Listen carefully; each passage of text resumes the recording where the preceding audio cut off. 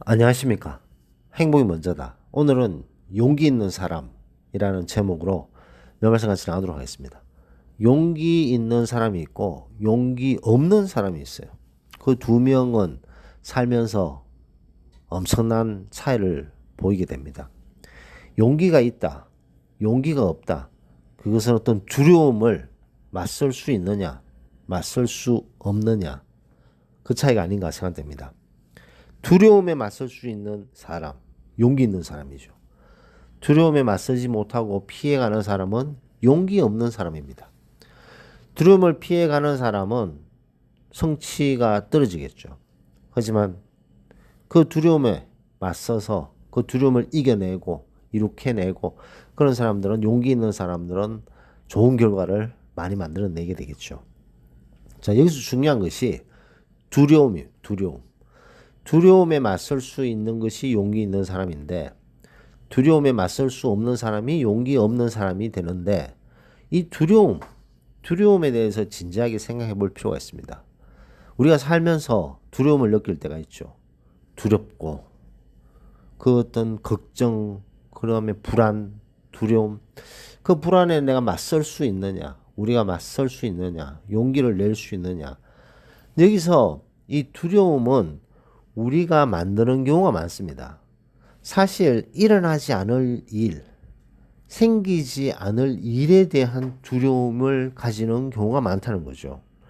이것은 어떤 일뿐만 아니라 인간관계에서도 마찬가지입니다. 이런 소인배 하이에나 기질을 가졌는 사람들에 대한 두려움, 사실 두려워할 필요가 없는데도 불구하고 스스로 두려워하면서 그 두려움을 키우는 그런 경우가 의외로 많다는 거죠.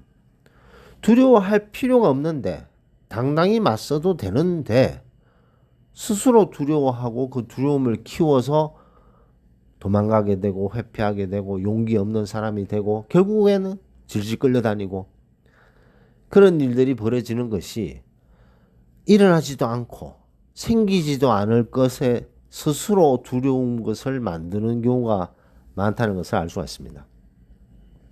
자, 그렇다면 용기 있는 사람인데 본인 스스로 두려움을 막 키워서 스스로 용기 없는 사람이 되어버리는 경우가 있다는 거죠.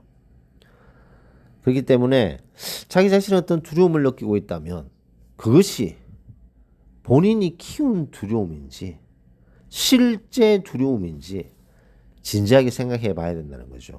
의외로 많은 경우가 실제로 존재하지도 않고 실제로 생기지도 않는 그런 것을 스스로 키워서 스스로 용기 없는 사람이 되어버리는 그런 안타까운 일들이 있기 때문에 자기 자신이 느끼고 있는 두려움의 그 실체를 파악하는 것이 중요합니다.